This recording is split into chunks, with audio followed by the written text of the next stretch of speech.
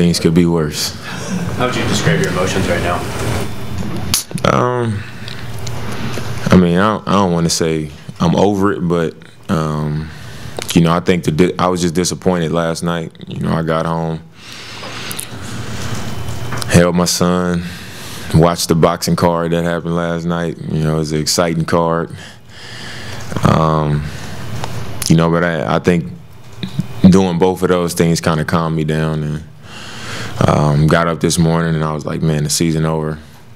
I don't want to watch no playoffs. I don't want to watch no games. You know, just kind of in one of those moods. But, you know, we had a great season.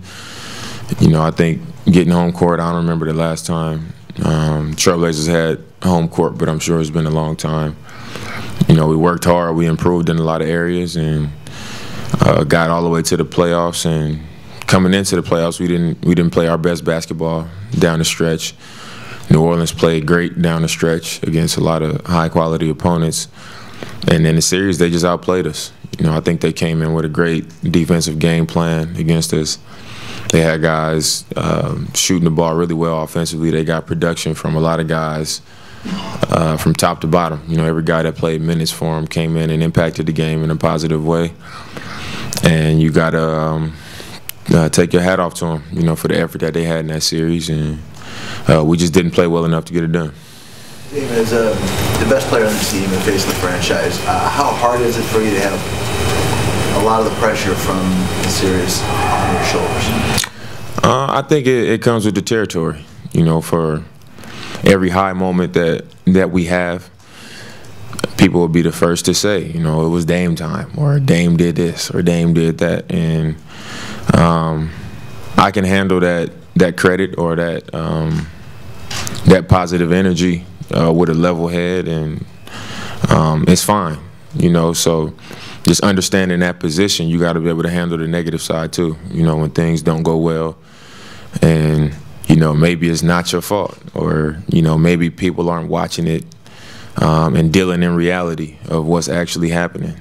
You know, like in this series, they'll say Dame didn't do this and Dame didn't do that, and the reality of it is, you know, their game plan was to take me out, and I come across half court and there's two guys guarding me and the third guy waiting to help, and that's what I call being up against it. And you know, they sold out with that, so there's really no excuse on my behalf. I just understand that you got to take the good with the bad.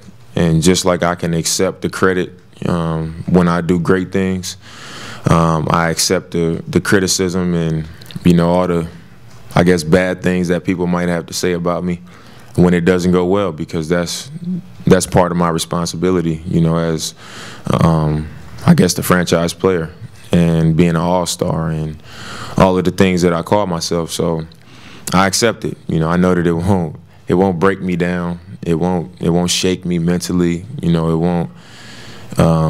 won't change who I am. It won't change how I feel about myself. So, you know, I accept it, and you know, you move on. I know that I'm gonna always continue to work.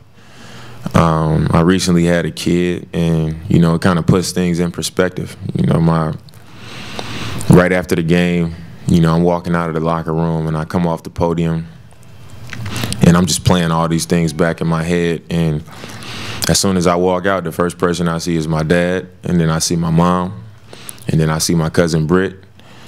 And these are the same people that's been there my entire life. And, you know, it clicked to me that, you know, I get to play the game that I love for a living. I get to do it at a high level. I get to be one of the highest paid players to do it, one of the most respected to do it. I get to play for a great organization, for great coaches. It's a lot of positives that I could take away from it. And at the end of the day, I'm going home to people that love me. You know, it could be a lot worse. You know, once I step off the floor, I could not have support. I could not have people that care about me, and I know that I really have that. So it's not like my next season is taken away. You know, we continue to move forward, and we're going to continue to have opportunities to do better things. But you got to take situations like this and learn from it. You know, one team gets to be the champion at the end of the year, and this year that won't be us. Dave, obviously much was made about your meeting with Paul a couple months ago.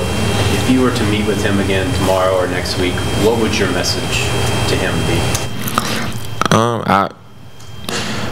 I'm not sure. You know, the meeting that we had at the beginning of the season, like I've been saying, it wasn't me making any demands or me making a big deal about anything. It was simply, you know, how can we be better? You know, what steps can we take in the right direction to where we can move towards a championship? And I think that's a question that anybody would ask, anybody would want to know. And that didn't mean I went in there saying I need answers right now, you know, because I don't know, and maybe he doesn't either. But, you know, it's important for us to be able to have that conversation if that's truly what we want. And I don't think anything would change if we were to have that conversation again. You know, just trying to find that that understanding of what do we need to do. When you look back on this season, will you remember it more for the successes, the 49 wins, division title, all that, or the way it ended? I mean, I think I always remember the way it ended, but I won't forget the kind of season that we had. You know, you can't ignore the fact that, you know, we won a division title in a division where it was some great teams.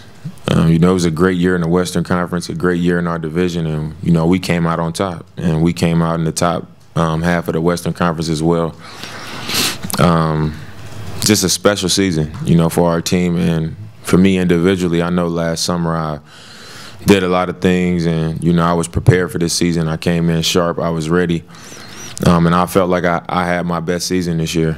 And since the roster turnover, I felt like our team did as well. Just a disappointing ending to it. Hey, James, I know it's only been a few weeks, but you said a minute ago having a baby has changed you, changed your perspective, put things in. Yeah. What do you mean by that? How has it changed you?